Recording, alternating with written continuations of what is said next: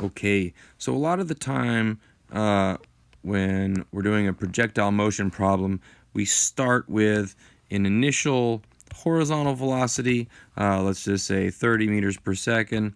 But if it's horizontal, if it's a horizontal launch, that means our initial vertical velocity was 0 meters per second.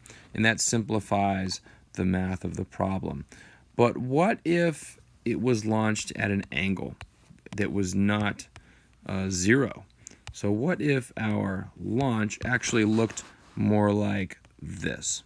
Okay, so this is a case where we've got to use a little bit of geometry. So what you do is you draw a line that is completely horizontal, and you extend this line down. This will be most of the time given in the problem. We'll say, okay, it was launched at an angle of 60 degrees, something like that.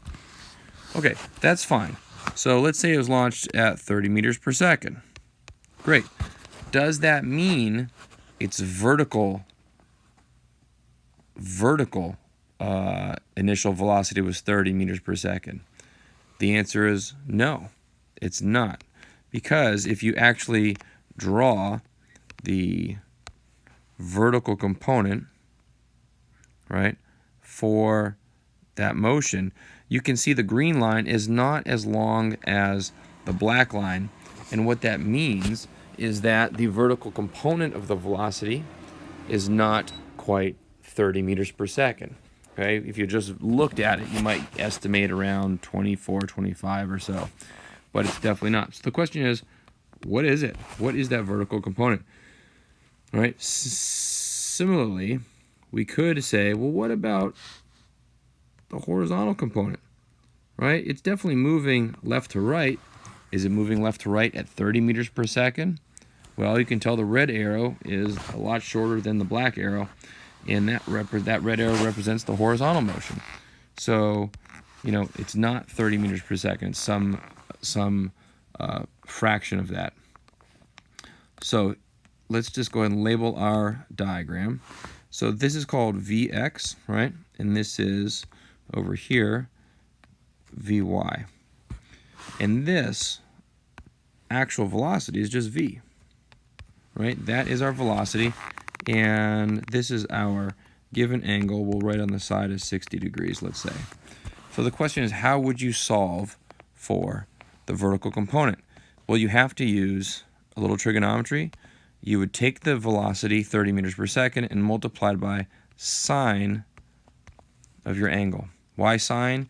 Because this side is opposite the angle. So in our case, we would say 30 meters per second times sine of 60 degrees.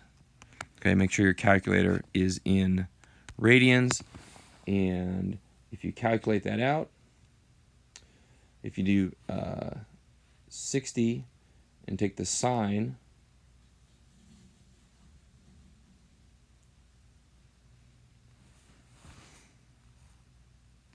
you get 0.866 multiplied by 30, and you get 25.98. So I got 25.98 meters per second. That's how fast it's traveling vertically. Okay, that's initial vertical velocity. If I wanted to find how fast it's traveling horizontally, right, I would take V and multiply by cosine theta. Why cosine? Because that side is adjacent to the angle. Okay, and then I would get, let's do our math right here, 30 multiplied by cosine of 60 degrees, and that would give us 15 meters per second. So that is how fast it's traveling horizontally.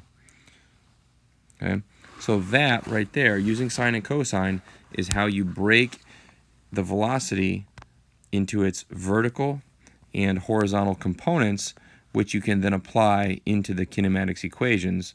Just make sure that you are, in this case, you would only be applying this value into your vertical equation and this value into your horizontal equation.